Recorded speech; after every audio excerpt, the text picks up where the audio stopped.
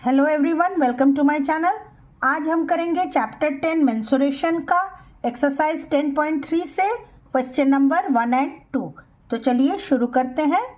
Question 1 है, find the areas of the rectangles whose sides are. Sides given है rectangles के, हमें rectangle का एरिया निकालना है। और रेक्टेंगल का एरिया कैसे निकालते हैं, मान लीजिए ये जैसे ये एक रेक्टेंगल है, ये हुआ लेंथ और ये हुआ ब्रेथ।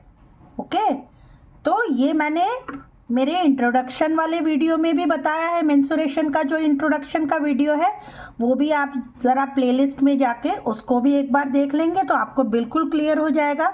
मैंने उसमें एरिया, पेरीमीटर निकालना सब कुछ बताया है। आप लोग ज़रूर से उसको रिवाइज करिएगा। फिर भी मैं बता देती हूँ, एरिया ऑफ रेक्टेंगल क्या होता है।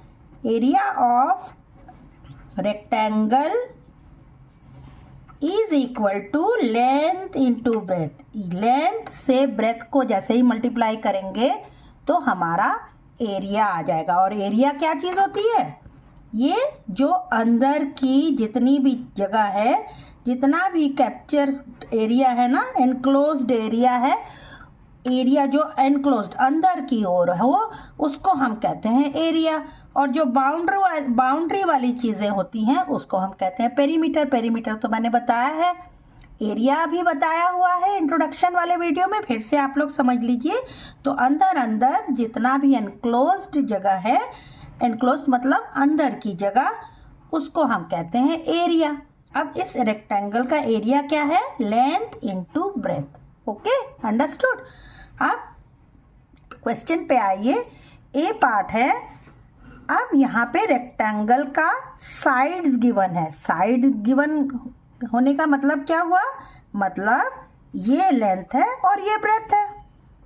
ये लेंथ हुआ, ये ब्रेथ हुआ, मतलब जो गिवन है, मतलब length is equal to 3 centimetre and breadth is equal to 4 centimetre. अब हम लेंथ को L भी लिखते हैं, ब्रेथ को B भी लिखते हैं। ओके, अब सिर्फ फॉर्मूले पे लगाना है। क्या है formula, area of rectangle is equal to length into breadth. Okay, अब लेंथ कितना है, 3 सेंटीमीटर है, ब्रेथ कितना है, 4 सेंटीमीटर है। तो मल्टीप्लाई कर देते हैं, 3 इंटू 4 आ गया 12। और यहाँ पे आप देखिए स्टूडेंट, सेंटीमीटर और सेंटीमीटर भी तो मल्टीप्लाई हो रहे हैं, तो उसको हम लिखते हैं सेंटीमीटर स्क्वायर। और क्या लिख सकते हैं, 12 स्क्वायर सेंटीमीटर। ये भी मैंने अपने इंट्रोडक्शन वाले वीडियो में बताया है ना, एरिया को हमेशा हम स्क्वायर यूनिट्स में ही लिखते हैं। ओके, अब चलिए बी पार्ट करते हैं। बी पार्ट में भी लेंथ और ब्रेथ गिवन है, तो हम लिख लेते हैं length is equal to 12 metre and breadth is equal to 21 metre. Okay, अब एरिया ऑफ रेक्टेंगल क्या होता है, एरिया ऑफ रेक्टेंगल होता है लेंथ इंटू ब्रेथ। अब लेंथ इंटू ब्रेथ मतलब 12 मीटर इंटू 21 मीटर। ओके, अब इनको बस मल्टीप्लाई कर देना है, कर देते हैं रफ वर्क में। 21 इंटू 12, 2 1 ज़ा 2, 2 2 ज़ा 4, 1 1 ज़ा 1, 2 1 ज़ा 2, आ गया 252 मीटर स्क्वायर। और ये भी लिख सकते हैं, या आप लिख दीजिए 252 स्क्वायर मीटर। ओके स्टूडेंट्स, आप लोग समझ रहे हैं ना, लेंथ और ब्रेथ मतलब ये वाला मान लीजिए 12 हो गया, ये हो गया 21। ओके, इस तरह से कह रहे हैं लेंथ और ब्रेथ। चलिए अब सी पार्ट कर लेते हैं। सी पार्ट है 2 किलोमीटर एंड 3 किलोमीटर। कोई रेक्टेंगल है जिसका लेंथ है 2 किलोमीटर और ब्रेथ कितना गिवन है, 3 किलोमीटर।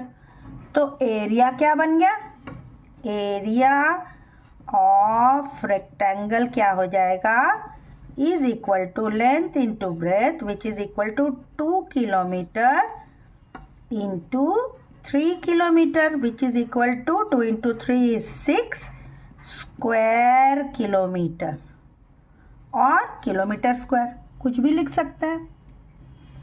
अब 2 मीटर एंड 70 सेंटीमीटर। स्टूडेंट्स आप देखिए यहाँ पे ये सेंटीमीटर में है, ये मीटर में है। अच्छा क्या होगा कि हम इसको भी मीटर में बना लें। ओके, अब हमको पता है कि 1 मीटर इज इक्वल टू कितना होता है 100 सेंटीमीटर, है कि नहीं। और 1 सेंटीमीटर फिर कितना हो जाएगा 1/100 मीटर। ये सब मैंने डेसिमल वाले जब भी लेसन पढ़ा रही थी सारा कुछ ये सब आपको पहले भी समझाया हुआ है।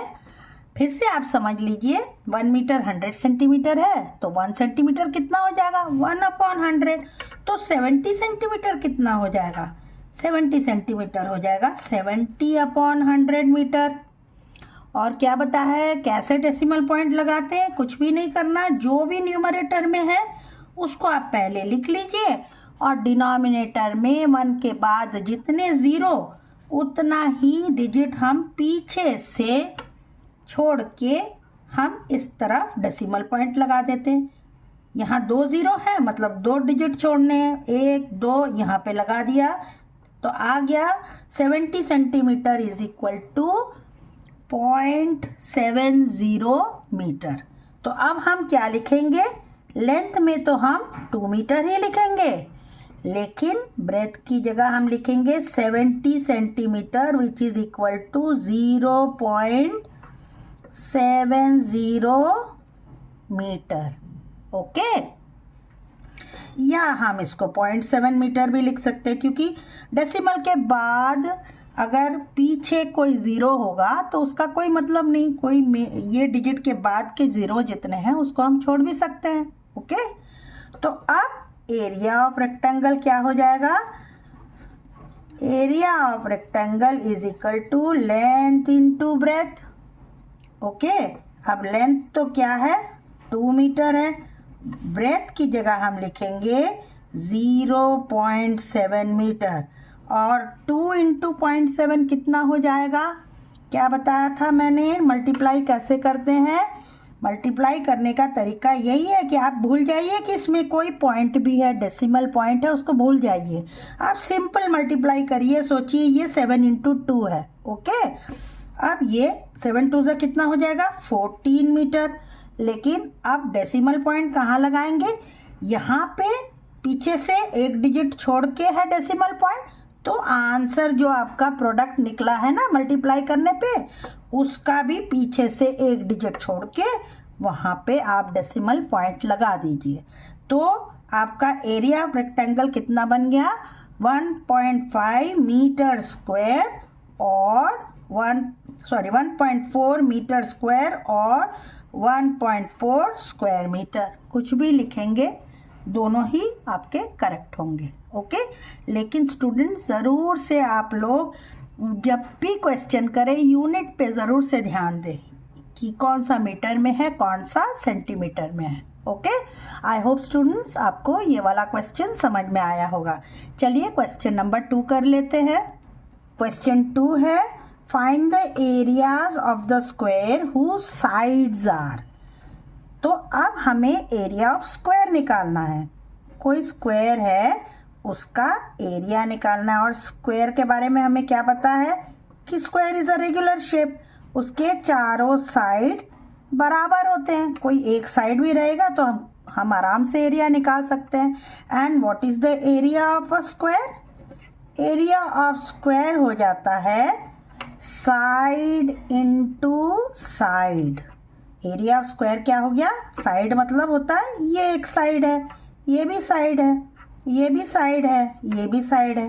तो एरिया ऑफ स्क्वायर क्या हो जाता है साइड इनटू साइड। ये भी मैंने पढ़ाया हुआ है, आप लोग ज़रूर से इंट्रोडक्शन वाला वीडियो ज़रूर से आप लोग स्टूडेंट्स उसको देख लेंगे ताकि रिवीजन हो जाए। प्लेलिस्ट में है, डिस्क्रिप्शन बॉक्स में उसका लिंक भी है। ओके, तो साइड इंटू साइड, कोई एक साइड रहेगा तो हमको स्क्वायर का तो चारों साइड हमको पता चल जाएगा। ओके, अब find the area of square whose sides are, A part है 10 सेंटीमीटर, तो यहाँ पे गिवन क्या है, side is equal to 10 centimetre.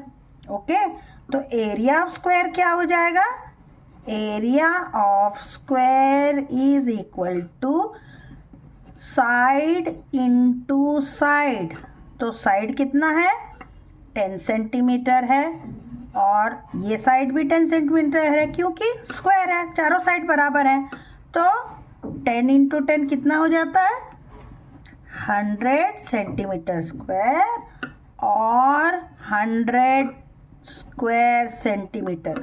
Students, आप लोग इस चीज़ में गलती ना करें, एरिया हमेशा स्क्वायर यूनिट में ही आएगा, इस बात का बहुत ध्यान रखेंगे। ओके, चलिए अब नेक्स्ट पार्ट कर लेते हैं। नेक्स्ट पार्ट क्या है, 14 सेंटीमीटर, इसमें साइड कितना गिवन है, साइड इज 14 सेंटीमीटर, तो एरिया ऑफ स्क्वायर कितना हो जाएगा, एरिया ऑफ स्क्वायर हो जाएगा साइड इंटू साइड, मतलब 14 centimetre into 14 centimetre which is equal to 196 square centimetre. Okay, चलिए अब सी पार्ट कर लेते हैं। सी पार्ट भी वैसे ही है, साइड कितना गिवन है, side is equal to 5 metre, तो एरिया ऑफ स्क्वायर कितना हो जाएगा, area of square is equal to side into side which is equal to 5 metre into 5 metre, that is equal to 25 metre square और 25 square metre. Okay, I hope students आपको ये question 1 and 2 अच्छे से समझ में आ गया होगा। अगर आपको कुछ पूछना है तो आप ज़रूर कमेंट सेक्शन में मुझसे पूछिए। आपको मेरा वीडियो कैसा लगता है ये भी बताइए, और मेरे चैनल को सब्सक्राइब नहीं किया है तो चैनल को सब्सक्राइब कर लीजिए। अगर वीडियो अच्छा लगता है तो लाइक का बटन ज़रूर दबाइए, और नेक्स्ट क्वेश्चन के लिए देखते रहिए मेरा वीडियो। तब तक के लिए गुड बाय स्टूडेंट्स।